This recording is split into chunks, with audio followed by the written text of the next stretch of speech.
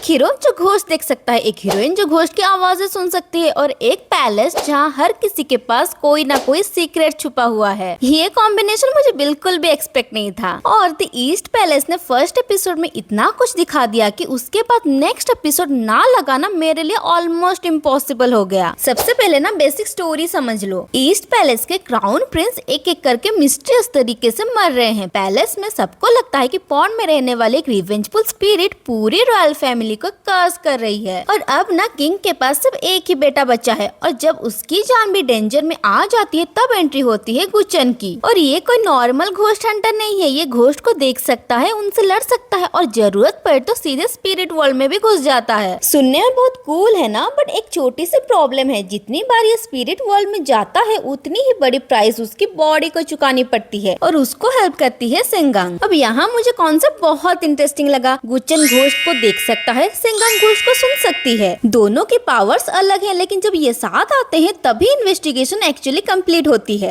मुझे ना इन दोनों की केमिस्ट्री भी काफी अच्छी लगी। रोमांस यहाँ ओवर द टॉप या चीजी नहीं है। ये लोग पहले तो एक दूसरे को इरिटेट करते हैं, टॉन्ट मारते हैं, आर्ग्यू करते हैं और पता ही नहीं चलता कब एक दूसरे का सपोर्ट सिस्टम बन जाते हैं। और फर्स्ट एपिसोड बाप रे, राइटर्स ने वार्म अप लेने का चांस ही नहीं दिया। घोस्ट भी आ गए, कर्स भी आ गया, एक्शन भी आ गया, पैलेस मिस्ट्री भी शुरू हो गई। मैं तो बस बैठ के सोच रही थी भाई थोड़ा तो सांस लेने दो। लेकिन शायद इसी वजह से मैं फर्स्ट एपिसोड के बाद ऑफिशियली हुक्ड हो गई और उसके बाद ये ड्रामा सिर्फ मिस्ट्री नहीं रहा, ये एक ऐसा पजल बन गया जिसमें हर एपिसोड के बाद लगने लगता था कौन कल्प्रिट है, उसने क्या किया था। और यहीं से सीरीज का असली गेम शुरू हो जाता है। मैं सोच रही थी कि बस घोस्ट पकड़ेंगे और मिस्ट्री सॉल्व करेंगे, लेकिन राइटर्स का तो कुछ अलग ही प्लान था। एक सीक्रेट खुलता है, उसके अंदर दूसरा सीक्रेट, दूसरा खुलता है, उसके अंदर तीसरा सीक्रेट। एक पॉइंट के बाद तो मुझे जेन्युइनली लगने लगा कि पैलेस में घोस्ट कम और सीक्रेट्स ज्यादा हैं। बट जो भी हो, मुझे सीरीज बहुत पसंद आया और मैंने तो पूरा बिंज वॉच कर लिया। फैंटेसी सीरीज आए और मैं ना देखूं ये तो हो ही नहीं सकता। वैसे घोस्ट देखकर तो बिल्कुल भी डर नहीं लगता, बट इसका जो कॉन्सेप्ट है ना कि गुचन रियल्म ऑफ गुई मतलब स्पिरिट की दुनिया में एंटर कर सकता है और वो फाइट्स, ये सब देखना बहुत एंटरटेनिंग था। अब बात करते हैं घोस्ट की, और ये सीरीज तो एक यूनिवर्स क्रिएट कर दिया है पूरा। डिफरेंट टाइप्स ऑफ घोस्ट और डिफरेंट